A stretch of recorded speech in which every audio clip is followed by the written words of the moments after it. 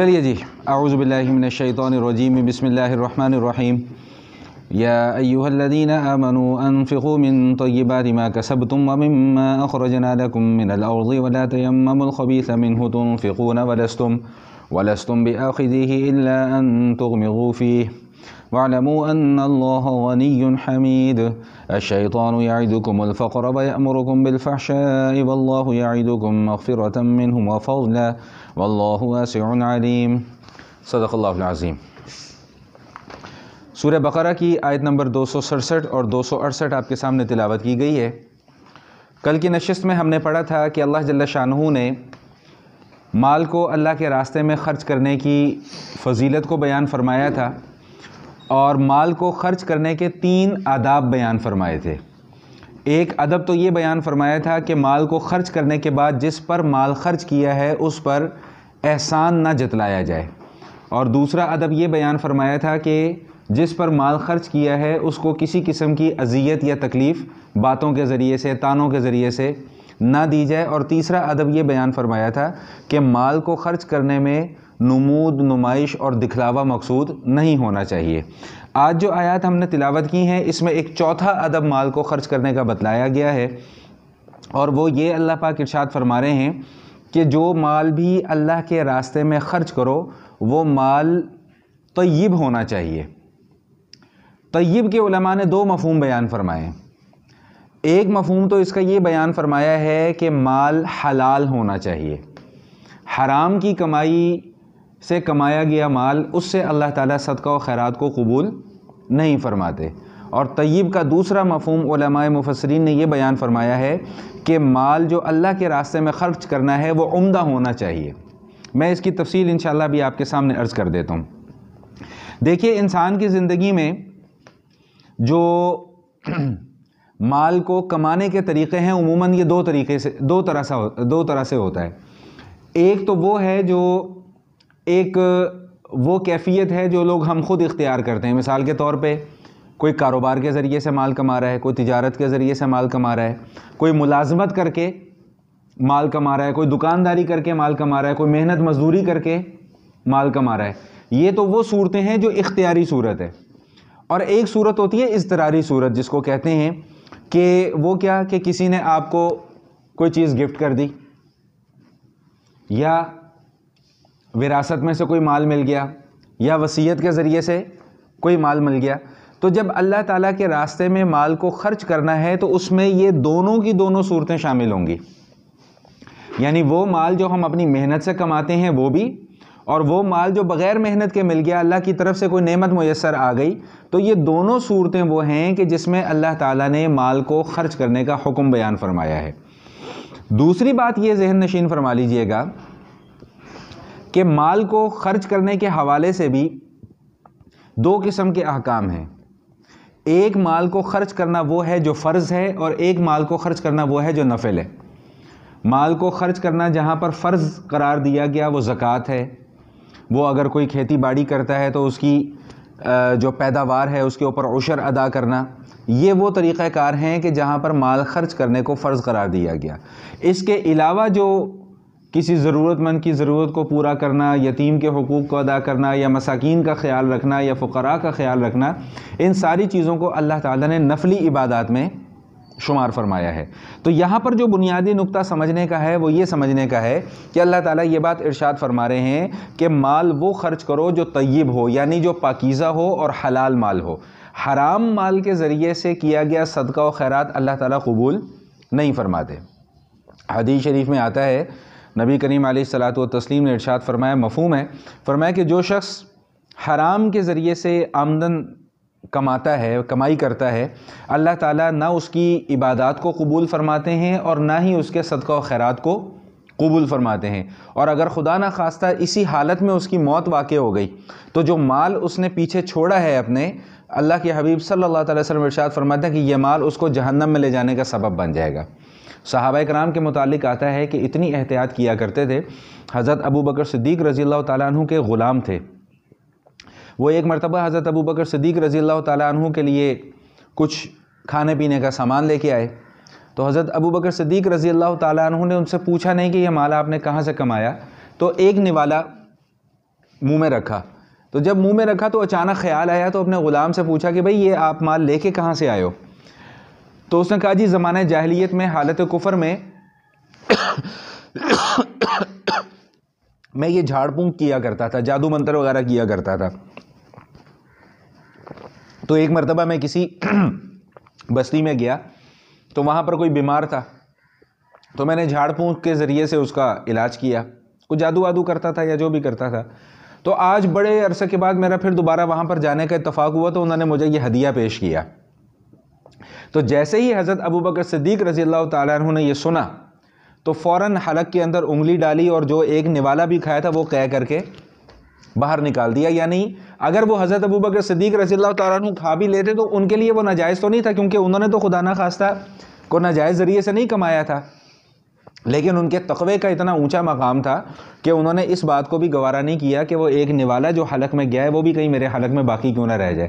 اسی طرح اور بھی بہت ساری مثالیں ملتی ہیں. حضرت ابو بکر صدیق رضی اللہ تعالیٰ عنہ کے حوالے سے ہی مجھے یاد آ گیا ایک واقعہ اور کہ احتیاط اتنی کیا کرتے تھے. نبی علیہ الصلوۃ والسلام کا جب انتقال ہوا تو حضرت ابو بکر صدیق رضی اللہ تعالیٰ عنہ کو خلیفہ جب بنایا گیا تو اگلے دن کپڑوں کی گٹھری سر پہ اٹھائی ہوئی اور جا رہے ہیں. تو حضرت عمر رضی اللہ تعالیٰ عنہ اور دیگر بڑے بڑے بزرگ صحابہ وہاں پر انہوں نے جب دیکھا کہ امیر المومنین جو ہیں وہ تو کپڑوں کی گٹھری اٹھائے کہیں جا رہے ہیں تو پوچھا کہ حضرت کہاں جا رہے ہیں؟ انہوں نے کہا بھائی میں تجارت کرتا ہوں تو بیوی بچوں کا پیٹ بھی تو پالنا ہے میں نے، تو تجارت کے لیے جا رہا ہوں. تو اس موقع پہ حضرت عمر رضی اللہ تعالیٰ عنہ نے یہ رائے اور یہ مشورہ دیا کہ اس وقت آپ کے ذمے پوری کی پوری امت کا بوجھ ہے آپ کے کندھے کے اوپر، تو آپ اپنی تجارت کریں گے یا امت کا بوجھ سنبھالیں گے؟ اس دن یہ پھر فیصلہ ہوا کہ امیر المومنین کی تنخواہ جو ہے وہ بیت المال سے جاری کی جائے. یہ تمہید میں اس لیے بیان کر رہا ہوں کہ میں ایک واقعہ اور میں نے بیان کرنا ہے. تو ایک مرتبہ ان کی اہلیہ نے فرمائش ظاہر کی کہ جی میرا نا کچھ میٹھا کھانے کو دل کر رہا ہے. تو انہوں نے کہا جی میرے پاس تو پیسے ویسے نہیں ہیں. اور ان کہا چلیں میں ایسا کرتی ہوں کہ کچھ تھوڑا تھوڑا جو ہمارے گھر میں راشن واشن آتا ہے یا جو بھی آتی ہے آمدنی اس کو کچھ تھوڑا تھوڑا میں بچا لیتی ہوں، تو جب وہ کچھ اکٹھا ہو جائے گا سوجی یا جو بھی تو پھر میں کچھ میٹھا اس کا بنا لوں گی. تو چنانچہ ایک دن ایسا ہوا کہ انہوں نے ایسے ہی کچھ دن جوڑ کے پیسے اکٹھے کر کے تو وہ تھوڑی سی کوئی سوجی یا کوئی اور چیز خریدی اور اس کا حلوہ بنا لیا. تو حضرت ابو بکر صدیق رضی اللہ تعالیٰ عنہ جب گھر تشریف لائے تو اہلیہ نے وہ حلوہ ان کے سامنے پیش کیا. تو انہوں نے کھایا. تو کھانے کے بعد پوچھا کہ یہ آپ نے حلوہ کیسے بنا لیا؟ انہوں نے کہا کہ جی وہ میں تھوڑے پیسے بچا رہی تھی تو آج میرے پاس کچھ پیسے اکٹھے ہو گئے تو اس میں سے میں یہ خرید کے لے آئی. اب آگے سے جواب سنے حضرت ابوبکر صدیق رضی اللہ تعالیٰ عنہ کا. انہوں نے فرمایا اچھا اس کا مطلب یہ ہوا کہ جو وظیفہ ہمیں بیت المال سے ملتا ہے اس میں سے بھی کچھ نہ کچھ ہمارے پاس بچ جاتا ہے. تو فوراً بیت المال کے اندر ایک حکم نامہ جاری فرما دیا کہ اتنا جو میرے حصے میں سے بچ رہا تھا وہ میرے وظیفے میں سے مزید کم کر دیا جائے.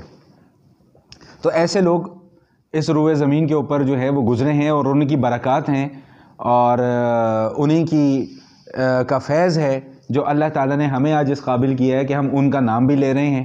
ان کا پیغام جو اللہ کے حبیب صلی اللہ تعالی وسلم نے ان کو پڑھ کر سنایا وہ ان کے ذریعے سے ہم تک پہنچا. آج ہم ان کا ادب اور احترام کے ساتھ نام بھی لیتے ہیں، ان سے محبت کا اظہار بھی کرتے ہیں اور ان کی تعلیمات پر عمل کرنے کی کوشش بھی کرتے ہیں. تو بہرحال مقصد جو بات کرنے کا تھا وہ یہ تھا کہ جو مال کمایا جاتا ہے اس میں سے جو مال اللہ کے راستے میں خرچ کرنا ہے وہ مال صرف وہی خرچ کیا جائے گا اور وہی قابل قبول ہوگا جو حلال کے ذریعے سے مال کمایا جائے. نبی کریم علیہ الصلوۃ والتسلیم ارشاد فرماتے ہیں لا يقبل اللہ صلاۃ بغیر طہور ولا صدقۃ من غلول، کہ بغیر وضو کے اللہ تعالیٰ نماز قبول نہیں فرماتے اور حرام مال کے ذریعے سے کیا گیا صدقہ و خیرات اللہ تعالیٰ قبول نہیں فرماتے. آج ہمارے معاشرے کی بھی عجیب حالت ہے کہ حرام کے ذریعے سے مال کماتے ہیں، رشوت ساری زندگی لیتے رہتے ہیں، گھر بنا لیتے ہیں، اوپر لکھ دیتے ہیں ذالک فضل اللہ، کہ بھئی یہ اللہ تعالیٰ کا فضل ہے، لا حول ولا قوت الا باللہ. اس سے بڑا جرم اور کوئی نہیں ہے. یہ مذاق ہے اللہ تعالیٰ کے ساتھ. پرائز بانڈ سے انعام نکلے گا جو کہ حرام ہے، عمرہ کرنے چلے جائیں گے. اور بھائی پہلے یہ تو دیکھو کہ تمہارا مال حلال کا بھی ہے کہ نہیں ہے. جیسا کہ روایات میں آتا ہے کہ بہت سارے نمازی ایسے ہیں کہ قیامت والے دن ان کی نمازوں کو پرانے کپڑے کی طرح لپیٹ کر ان کے منہ پر مار دیا جائے گا کیونکہ وہ نماز صحیح سے پڑھتے ہی نہیں.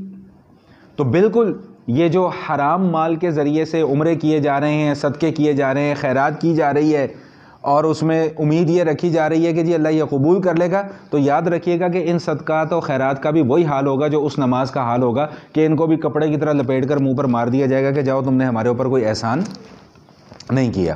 تو چوتھا اصول کیا ہے، یا چوتھا ادب مال خرچ کرنے کا کیا ہے کہ مال طیب ہونا چاہیے، اور طیب میں ایک معنی میں نے کیا عرض کر دیا کہ مال حلال کا ہونا چاہیے، رشوت، سود، چوری، ڈاکہ یا اور کسی ذرائع ناجائز ذرائع سے جو حاصل کیا گیا مال ہو، اس میں صدقہ و خیرات اللہ تعالیٰ قبول نہیں فرماتے۔ بلکہ ایک حدیث اور بھی میں آپ کو سنا دوں کہ حرام آمدن کی نحوست اتنی زیادہ ہے کہ اللہ تعالیٰ دعاؤں کو بھی قبول نہیں فرماتے۔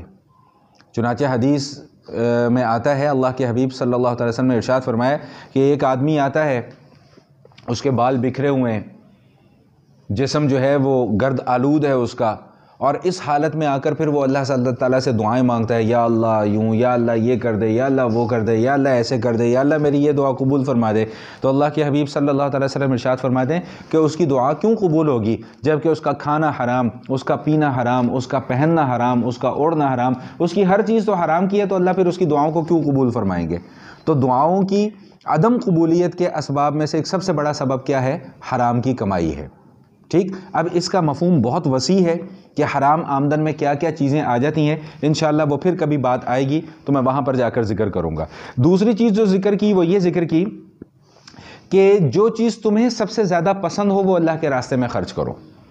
یہ مطلب نہیں ہے کہ تم خود تو اپنے لیے تو عمدہ اور اچھی چیز اختیار کرو، لیکن جب اللہ تعالیٰ کے راستے میں دینے کی باری آئے تو تم وہاں پر کوئی ردی سی چیز اللہ کے راستے میں صدقہ و خیرات کر دو۔ جیسا کہ ہم لوگ عموماً یہ کیا کرتے ہیں کہ ہم اپنے ذاتی اخراجات کے لیے ہم 1-1 لاکھ روپے کا موبائل خرید لیں گے، لیکن جب مسجد میں کہیں پیسے دینے ہوں گے یا کسی نادار کی مدد کرنی ہوگی یا کسی غریب یا مستحق کو دینا ہوگا تو 10-20 کا نوٹ دے کر وہاں پر ہم اپنی جان چھڑانے کی کوشش کرتے ہیں۔ اس چیز کو اللہ تعالیٰ قطعی طور پہ پسند نہیں فرماتے۔ چوتھے پارے کا جب آغاز ہوگا وہاں پر جا کر آپ سب سے پہلا مضمون یہی پڑھیں گے، لن تنالوا البر حتی تنفقوا مما تحبون، کہ نیکی کے معیار کو تم لوگ اس وقت تک نہیں پا سکتے جب تک کہ تم اللہ کے راستے میں اس چیز کو خرچ نہ کرو جسے تم سب سے زیادہ پسند کرتے ہو۔ بات سمجھ میں آ گئی کہ نہیں آ گئی؟ نبی کریم علیہ الصلوۃ والتسلیم ارشاد فرماتے ہیں کہ اصحاب صفہ تھا نا جی، وہ جو ایک چبوترا تھا جہاں پر نبی علیہ الصلوۃ والسلام کے چند صحابہ بیٹھ کر دین سیکھا کرتے تھے، دین پڑھا کرتے تھے، تو بعض لوگ یہ کیا کرتے تھے کہ ان کے لیے کھجوریں بھجواتے تھے، تو بالکل جو ردی کھجوریں ہوتی تھی نا، خراب کھجوریں، وہ بھجوا دیا کرتے تھے۔ تو نبی کریم علیہ الصلوۃ والتسلیم نے اس بات کو پسند نہیں فرمایا، فرمایا کہ اس تقسیم کو اللہ تعالیٰ پسند نہیں فرماتے کہ تم اپنے لیے تو بہت عمدہ چیزیں رکھ لو اور جب اللہ تعالیٰ کے راستے میں مال خرچ کرنے کی باری آئے تو تم وہاں پر جو ہے ایک ردی اور انتہائی گھٹیا قسم کا مال اللہ کے راستے میں خرچ کر دو۔ اس چیز کو قطعی طور پہ اللہ تعالیٰ پسند نہیں فرماتے ہیں۔ تو بہرحال دوسرا طیب کا جو مفہوم بیان کیا گیا وہ یہی بیان کیا گیا کہ جب اللہ کے راستے میں مال خرچ کرنا ہو تو پھر اچھے طریقے سے مال خرچ کرو، بے دلی کے ساتھ مال خرچ نہ کرو بلکہ خوش دلی کے ساتھ مال کو خرچ کیا کرو۔ چنانچہ حدیث شریف میں آتا ہے کہ جب قربانی کے احکام اور مسائل کو بیان کیا گیا تو نبی کریم علیہ الصلوۃ والتسلیم نے سیدہ فاطمہ رضی اللہ تعالی عنہا کو یہ بات ارشاد فرمائی کہ فاطمہ جب قربانی کا وقت آئے نا تو اپنی قربانی کے پاس موجود رہا کرو اور خوش دلی کے ساتھ قربانی کیا کرو۔ یعنی جتنے بھی وہ احکام جہاں پر ہمیں مال خرچ کرنے کا حکم دیا گیا ہے وہاں پر پابندی کیا لگائی گئی ہے کہ خوش دلی کے ساتھ اللہ کے راستے میں مال کو خرچ کرو۔ دوسری آیت جو ہم نے پڑھی تھی یہ بہت اہم آیت ہے اور ہمارے آج کل کے معاشرے کے حوالے سے بھی اس آیت کا سمجھنا بہت ضروری ہے۔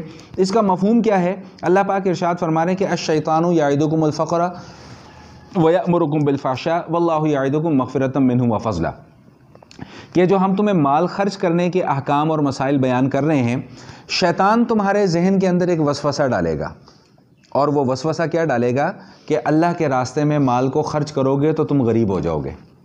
اور بالکل آج ہماری یہی کیفیت ہے، قربانی کرنی ہو اعتراض، حج کرنا ہو اعتراض، زکوٰۃ دینی ہو اعتراض، غریب کی بچی کی شادی نہیں ہو رہی جی لوگ حج کرنے کے لیے جا رہے ہیں، بھوکا پڑوسی جو ہے وہ بھوکا ہے لوگ مسجدوں کے اندر سیمنٹ کی بوریاں دے رہے ہیں۔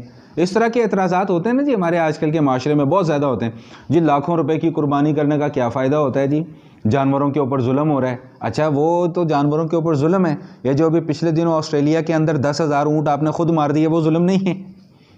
اپنے آپ کو بچانے کے لیے آپ نے اونٹوں کو قتل کر دیا، وہ ظلم نہیں ہے؟ ہم تو اللہ کا حکم پورا کر رہے ہوتے ہیں.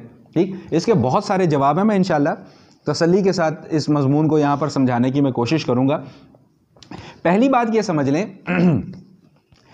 کہ شیطان جو ہے نا، شیطان وہ زمین پر اپنے بندے تلاش کرتا ہے کہ کون اس کے بہکاوے میں جلدی آئے گا.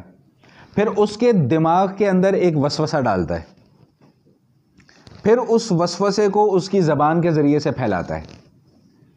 دیکھیں اللہ کے حبیب صلی اللہ علیہ وسلم نے یہ بات بڑی واضح طور پر ارشاد فرما دی ہے کہ دل اور دماغ کے اندر جو وسوسے آتے ہیں نا، ان کے اوپر کوئی مواخذہ نہیں ہے، کوئی پکڑ نہیں ہے، جب تک کہ اس کا اظہار زبان سے نہ کیا جائے.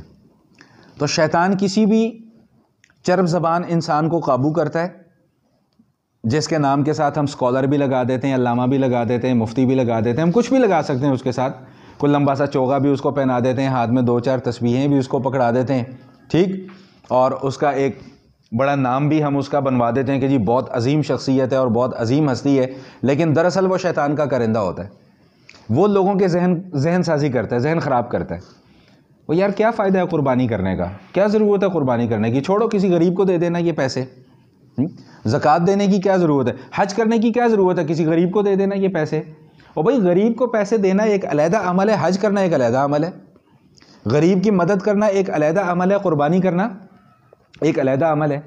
پھر دوسری بات، میں اس موقع پہ یہ بات عرض کیا کرتا ہوں کہ آپ اپنی ناجائز خواہشات پر چھری کیوں نہیں چلاتے؟ ہمیشہ صرف شریعت کے احکام کے اوپر ہی کیوں چھری چلتی ہے؟ بھائی 10 لاکھ روپے کی شادی تو ہم کر لیتے ہیں، 15,000 کی قربانی کرتے ہوئے ہمیں تکلیف ہوتی ہے.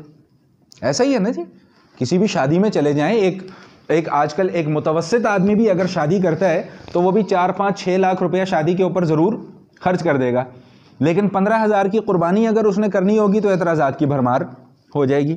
تو بھائی جو اپنی ناجائز خواہشات ہیں ان کے اوپر چھری چلاؤ نا، شریعت کے احکام کے اوپر کیوں چھری چلاتے ہو؟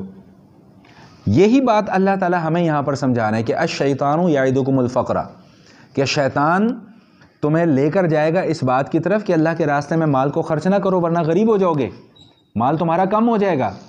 حالانکہ نبی کریم علیہ الصلاۃ والتسلیم نے قسم کھا کر یہ بات ارشاد فرمائی ہے. حضور علیہ الصلاۃ والسلام قسم نہ بھی کھاتے تب بھی ہمیں ان کی بات پر اعتماد ہے، تب بھی 100% یقین ہے.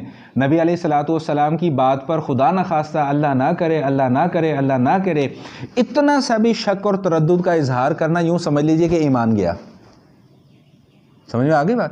تو حضور علیہ الصلاۃ والسلام اگر قسم نہ بھی کھاتے تب بھی حضور کی بات پکی اور سچی تھی، لیکن حضور قسم کھا کے مجھے اور آپ کو یہ بات سمجھا رہے ہیں کہ میں اللہ کی قسم کھا کے یہ بات کہتا ہوں کہ صدقہ و خیرات کرنے سے مال کم نہیں ہوتا، بلکہ اللہ تعالیٰ مال کے اندر اضافہ فرما دیتے ہیں.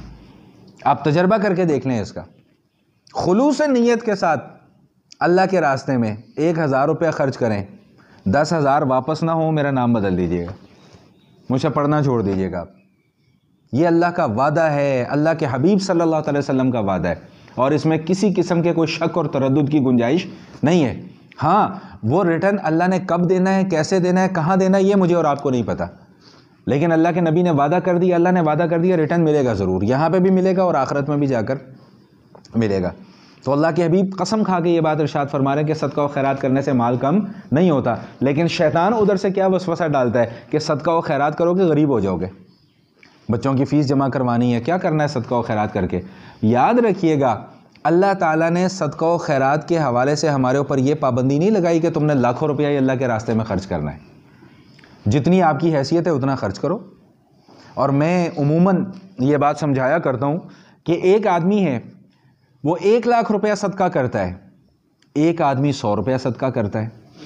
ہو سکتا ہے کہ وہ 100 روپیہ صدقہ کرنے والے کا اجر 1 لاکھ روپیہ صدقہ کرنے والے سے زیادہ ہو. کیوں؟ اس لیے کہ جو آدمی 1 لاکھ روپیہ صدقہ کر رہا ہے اس کی حیثیت ہے، وہ کر سکتا ہے. ایک آدمی کے پاس بیچارے کے پاس ہیں ہی 1000 روپے، اس میں سے بھی وہ 100 روپے اللہ کے راستے میں دے دیتا ہے، تو اس کا اجر ہو سکتا ہے کہ اس 1 لاکھ روپے والے سے زیادہ ہو جائے. جیسا کہ وہ واقعہ آپ نے کتابوں میں پڑھا ہوگا، علماء کرام سے بھی سنا ہوگا کہ ایک موقع پہ نبی علیہ الصلاۃ والسلام نے جب اعلان فرمایا تھا کہ بھئی اس وقت مسلمانوں کو امداد کی اور چندے کی ضرورت ہے تو کون اللہ کے راستے میں مال کو خرچ کرے گا. تو حضرت عمر رضی اللہ تعالیٰ نے فرمایا کہ یا رسول اللہ میں آدھا مال گھر چھوڑا ہوں اور آدھا لے آیا ہوں. اور حضرت ابو بکر صدیق رضی اللہ تعالیٰ نے فرمایا کہ میں پورا کا پورا مال اللہ کے راستے میں خرچ کر رہا ہوں. وہ پورا کا پورا مال کیا تھا پتہ ہے آپ کو؟ صرف 2 درہم. صرف 2 درہم تھے, 2 درہم. کیوں اس کا اجر اتنا بڑھ گیا؟ 2 وجوہات کی وجہ سے. ایک تو یہ کہ ان کی نیت کے اندر خلوص تھا, اللہ کی رضا مقصود تھی, اور دوسرا یہ کہ ان کے پاس تھے ہی وہ, اس کے علاوہ کچھ تھا ہی نہیں.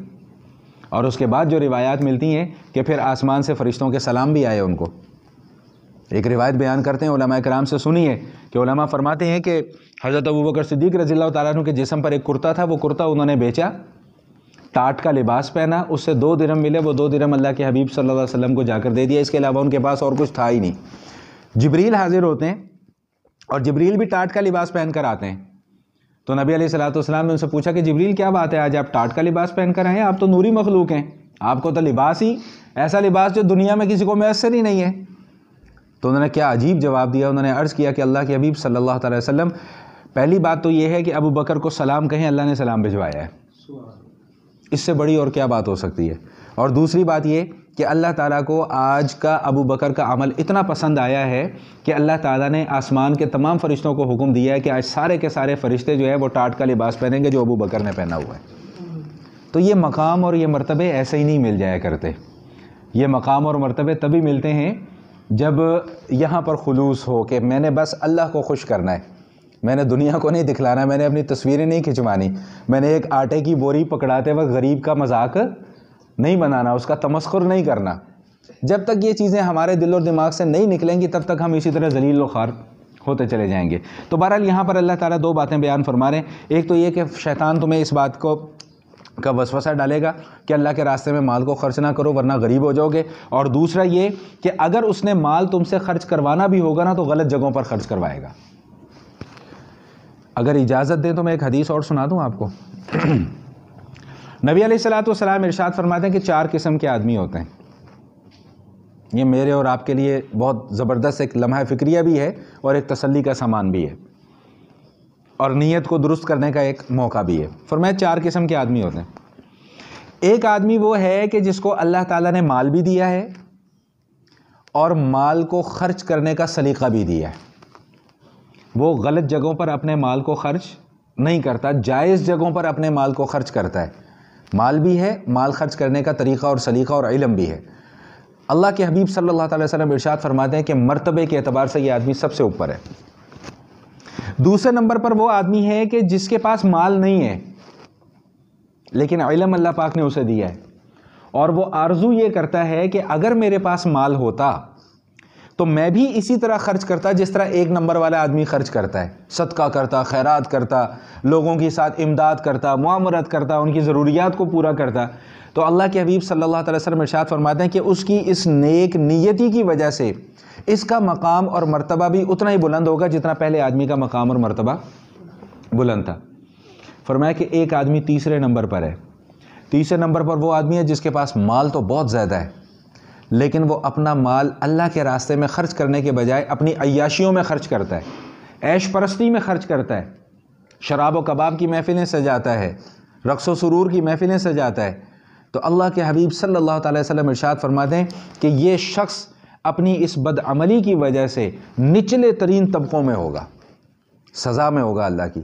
اور فرمایا کہ ایک چوتھے نمبر پر آدمی ہے کہ جس کے پاس مال بھی نہیں ہے اور عقل اور شعور اور ادراک نام کی بھی کوئی چیز نہیں ہے, لیکن وہ تمنا کیا کرتا ہے کہ اگر میرے پاس مال ہوتا تو میں بھی اسی طرح موج مستی کرتا جس طرح یہ 3 نمبر والا آدمی موج مستی کر رہا ہے. تو نبی کریم علیہ الصلوۃ والتسلیم ارشاد فرماتے ہیں کہ اس چوتھے آدمی کو اپنی بری نیت کی وجہ سے اسی تیسرے نمبر والے آدمی کی طرح عذاب میں مبتلا کیا جائے گا.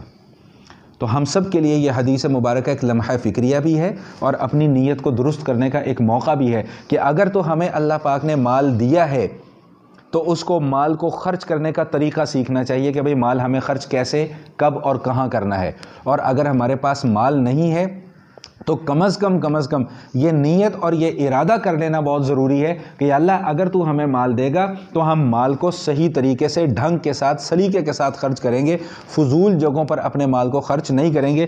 یہاں پر اللہ تعالیٰ یہی بات ارشاد فرما رہے ہیں کہ شیطان تمہیں اچھائی سے روکے گا, اچھی جگہ پر مال خرچ کرنے سے روکے گا اور غلط جگہوں پر تم سے مال خرچ کروائے گا. لیکن اس کے مقابلے میں اللہ پاک کیا ارشاد فرما رہے ہیں کہ واللہ یعدکم مغفرۃ منہ وفضلا. اللہ تم سے ایک وعدہ کر رہا ہے. اللہ وعدہ یہ کر رہا ہے کہ اگر صحیح طریقے سے مال کماؤ گے, صحیح طریقے سے مال خرچ کرو گے تو معاف بھی کر دوں گا. وفضلا, یہ وہی بات آ گئی جو میں پہلے عرض کر رہا تھا کہ وفضلا, اور میں تمہارے مال کے اندر اضافہ بھی کر دوں گا. اس وقت دنیا کے اندر بے شمار مثالیں ہمارے سامنے ایسی موجود ہیں کہ جو صرف اسی بنیاد پر ضرورت مندوں کی ضروریات کو پورا کرتے کرتے آج وہ لوگ کہاں سے کہاں پہنچ گئے ہیں. بے شمار ایسی مثالیں ہمارے سامنے موجود ہیں. تو بہرحال آج یہ جو 2 آیات ہم نے تلاوت کی ہیں, مجھے امید ہے کہ اس کے مضامین جو میں نے آپ کے سامنے بیان کیے ہیں انشاءاللہ وہ سمجھ میں آ گئے ہوں گے. اگر کوئی بات سمجھ میں نہ آئی ہو تو بعد میں مجھ سے سوال آپ پوچھ سکتے ہیں. آئیے اب ذرا ترجمہ کر لیتے ہیں. صفحہ نمبر 109 ہے اور سطر نمبر 2 ہے. اللہ تعالیٰ ارشاد فرما رہے ہیں یا ایھا الذین آمنوا, اے اہل ایمان, انفقوا من طیبات ما کسبتم, جو کچھ تم نے مال کماؤ اس میں سے خرچ کرو. اور یہ بات ہم پہلے بھی پڑھ کر آ چکے ہیں کہ اللہ تعالیٰ بارہا یہ بات ارشاد فرما چکے ہیں کہ جو مال تم کماتے ہو وہ دراصل تم نہیں کماتے, وہ ہم تمہیں دیتے ہیں. تو اللہ کے دیے ہوئے میں سے ہی خرچ کرنا ہے, ہم نے کون سا اپنی طرف سے خرچ کرنا ہے. وَمِمَّا أَخْرَجْنَا لَكُم مِّنَ الْأَرْضِ, اور جو کچھ ہم نے زمین میں سے نکالا ہے اس میں سے بھی خرچ کرو. یہ مختصر مسئلہ سمجھ لیں کہ جو زمین کی پیداوار ہے نا, جو آدمی کاشتکاری کرتا ہے, کھیتی باڑی کرتے ہیں, وہ ان مسائل کو زیادہ سمجھ سکتے ہیں. جو زمین کی پیداوار ہے اس میں 2 بنیادی مسئلے ہیں. اگر تو وہ زمین کی پیداوار ایسی ہے کہ وہ زمین سیراب ہوتی ہے خود بخود, یعنی بارش کے پانی سے سیراب ہوتی ہے, اس کے لیے علیحدہ سے ٹیوب ویل کا یا نہر وغیرہ کا کوئی انتظام نہیں کرنا پڑتا, تو اس میں پھر عشر یعنی 10واں حصہ نکالنا فرض ہے. اور اگر وہ زمین ایسی ہے کہ جس کو خود سے سیراب کرنا پڑتا ہے تو پھر 20واں حصہ اس آمدنی کا نکالنا فرض ہے. یہ 2 بنیادی مسئلے ہیں, باقی اس کی تفصیل بہت زیادہ ہے, اس کی ہمیں ابھی ضرورت میں محسوس نہیں کرتا, اس لیے میں بیان نہیں کر رہا. اچھا جی, وَلَا تَيَمَّمُوا الْخَبِيثَ مِنْهُ تُنْفِقُونَ وَلَسْتُمْ بِآخِذِيهِ إِلَّا أَن تُغْمِضُوا فِيهِ. اور اللہ تعالیٰ ارشاد فرما رہے ہیں کہ جو بری چیز ہے نا وہ خرچ کرنے کا ارادہ نہ کرو. میں نے عرض کر دیا کہ اللہ کے راستے میں خرچ کرو تو اچھا مال خرچ کرو, ردی مال خرچ نہ کرو. وَلَسْتُمْ بِآخِذِيهِ, کیوں؟ اس لیے کہ اگر کوئی تمہیں ردی چیز دے تو تم اس کو قطعاً قبول نہیں کرو گے. إِلَّا أَن تُغْمِضُوا فِيهِ, ہاں چشم پوشی ہو سکتا ہے تم کر جو, لیکن تمہارا دل قبول نہیں کرے گا. سمجھ آیا یہ؟ اس کو میں تھوڑا سا وضاحت کے ساتھ بیان کر دوں کہ میں مثال کے طور پہ اپنا ذکر کر رہا ہوں کہ میں آپ کو کوئی چیز ہدیہ کر دیتا ہوں اور بالکل وہ چیز ہدیہ کرتا ہوں جو انتہائی گھٹیا اور انتہائی ناقص ہے. آپ شاید مجھے میرے منہ پہ کچھ نہ کہیں کہ یار ہمارے استاد ہیں, اچھا نہیں لگتا, لیکن دل آپ کا اس چیز کو قبول نہیں کر رہا ہوگا. ایسا ہی ہوتا ہے نا جی. بس اوقات کسی کی شکل دیکھ کر ہمیں خاموشی اختیار کرنی پڑ جاتی کہ نہیں یار چلو جو ہونا تھا سو ہو گیا, اس سے ایک تعلق ہے, تعلق نہیں خراب ہونا چاہیے. تو وہی چیز اللہ یہاں ارشاد فرما رہے ہیں کہ تمہیں اگر کوئی ردی چیز دے تو ہو سکتا ہے تم چشم پوشی تو کر لو, لیکن دل تمہارا اس ردی چیز کو قبول نہیں کرے گا. تو فرمایا کہ جب تم اپنے لیے ناقص اور ردی چیز قبول نہیں کرتے تو اللہ کے راستے میں کیوں ناقص چیز خرچ کرتے ہو؟ وہاں پہ بھی عمدہ چیز خرچ کرو. یہ تھوڑی ہے کہ پھٹے پرانے کپڑے غریبوں میں تقسیم کر دو اور خود نئے نئے کپڑے بنا لو. بھائی ایک آدھا نیا جوڑا کسی غریب کو بھی پہنا دو, کیا چلا جائے گا اس میں؟ سمجھ میں آ گئی بات؟ وَاعْلَمُوا, اور جان لو کہ ان اللہ غنی حمید, کہ بے شک اللہ تعالیٰ بے نیاز ہیں اور اللہ تعالیٰ بہت خوبیوں والے ہیں. بے نیاز ہونے کا کیا مطلب ہوتا ہے کہ اللہ کو تمہارے صدقہ و خیرات کی ضرورت کوئی نہیں ہے, تم اپنے فائدے کے لیے کر رہے ہو جو بھی کر رہے ہو, ٹھیک. اور حمید یعنی تعریف کے لائق اللہ کی ذات ہے صرف. الشیطان یعدکم الفقر, شیطان تمہیں ڈراتا ہے تنگ دستی سے کہ اللہ کے راستے میں مال خرچ کرو گے تو غریب ہو جاؤ گے. وَيَأْمُرُكُمْ بِالْفَحْشَاءِ, اور تمہیں بری باتوں کا اور بے حیائی کا حکم دیتا ہے کہ غلط جگہوں پر مال کو اپنے خرچ کرو. وَاللَّهُ يَعِدُكُمْ مغفرۃ منہ وفضلا, جبکہ اللہ تعالیٰ تم سے اپنی بخشش اور اپنے فضل کا وعدہ فرماتے ہیں. واللہ واسع علیم, اور اگر تم یہ سوچو کہ اللہ ہمیں اتنا کہاں سے دے گا تو اللہ فرما رہے ہیں واللہ واسع, اللہ بہت وسعت والا ہے. علیم, وہ جانتا ہے کہ اس نے کب کس کو کہاں اور کیسے دینا ہے. وآخر دعوانا ان الحمد للہ رب العالمین.